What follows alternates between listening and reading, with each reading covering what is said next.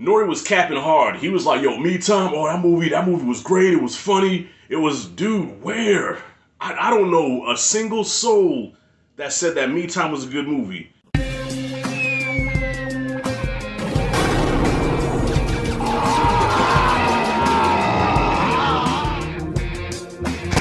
Alright, y'all. So the reason for this video is that I just got done watching Drink Champs, right? Which I'm a big fan of. Big fan of Nore. I was washing my dishes, listening to the Kevin Hart episode of Drink Champs, right? And I had to speak on this and make a video about this because Kevin Hart confirmed what I already felt about what was going on with this comedy and with his movies, okay? I think a lot of y'all feel this way too, so I am a fan of Kevin Hart. I gotta put that out there as well. I am a fan of Kevin Hart. I know that I've shit on his movies lately and on his comedy specials, and I come across as a hater. But on the contrary, I'm actually a fan.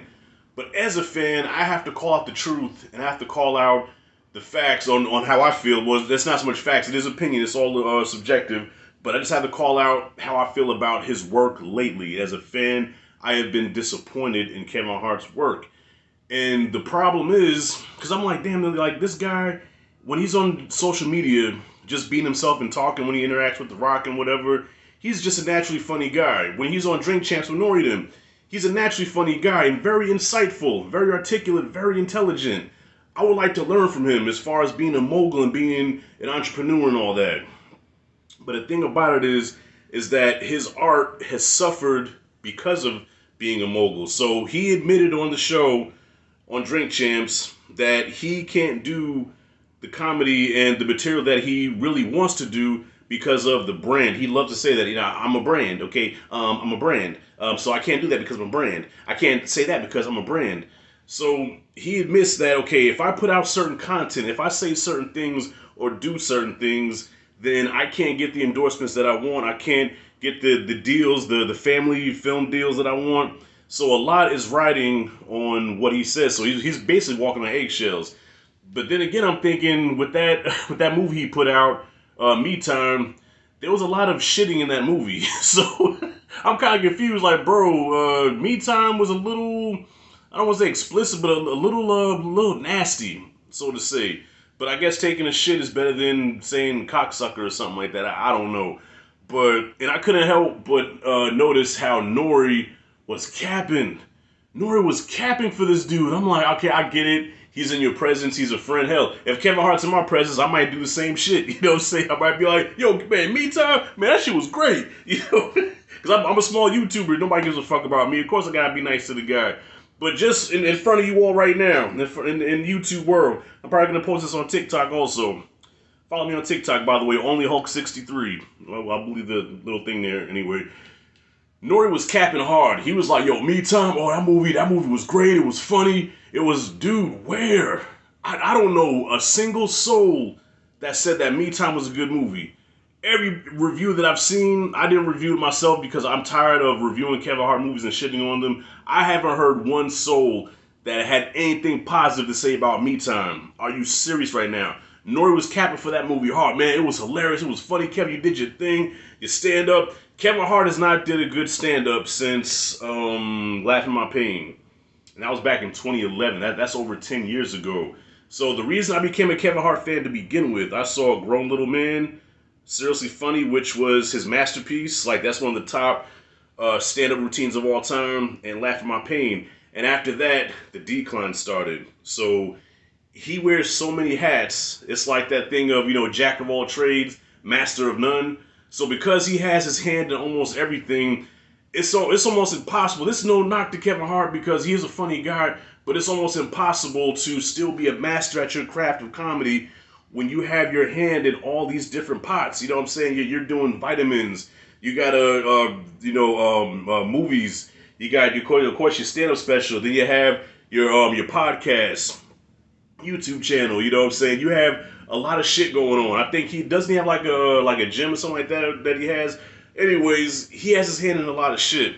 So many things going on. It's impossible to do all that and you can still do it, but the quality is not going to be as good. Example of this is No Limit Records. Now, mind you, No Limit did not make the best music in the world, okay? I acknowledge that. But at one point, No Limit was like top of the line. They were the shit. And because Master P wanted to get into dolls and books and video games and cereal and all that stuff, the quality of the music took a nosedive, and then Cash Money came up. So I think if Kevin were to kind of dial it back a little bit and just really focus on the craft of comedy, I feel like he could put out something good. But when you have a comic routine, when you have a stand-up routine where you spend 10 minutes talking about going toe-to-toe with a fucking raccoon outside of your house, no. No, I can't remember the last time I watched a Kevin Hart special and I'm like gut busted laughing like like that Uncle Richie Jr., say it with your chest, little ass nigga.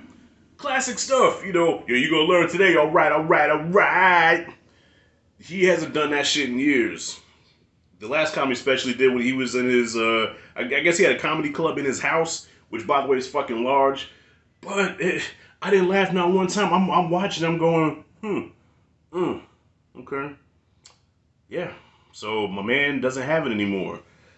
Say what you want about Richard Pryor. Yes, he was a cokehead. He fucked his life up with drugs, but man, Richard put a stamp on comedy that has never been duplicated. The closest thing to Richard Pryor is Eddie Murphy. And Eddie Murphy wasn't even in the game long. He got out, is still in his prime, but people still remember Raw. They still remember Delirious. And you can quote those two comedy specials almost verbatim. Richard Pryor live in concert, you can quote that shit verbatim. The only thing people really know about Kevin Hart is say it with your chest. You're gonna learn today, alright. They remember that shit, but you won't remember everything else after that.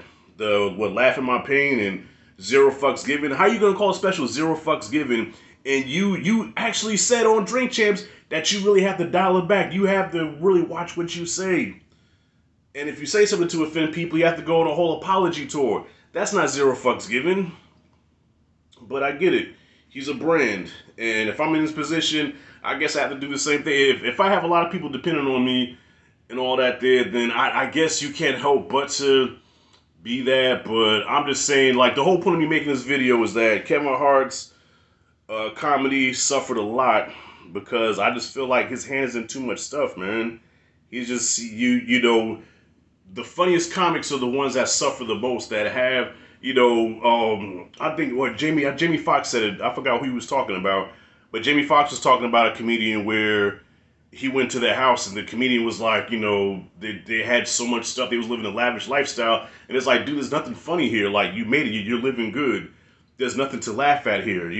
The funniest comics are the ones that have the most craziest shit happen to them. That's why Richard Pryor was so funny, because Richard Pryor had a crazy life. And I'm not saying Kevin Hart needs to purposely have a fucked up life. I'm not saying that. But, man, just focus on your craft of comedy and don't do any more movies. Please. I know he has his Heartbeat Productions, but, dog, The Man from Toronto, trash.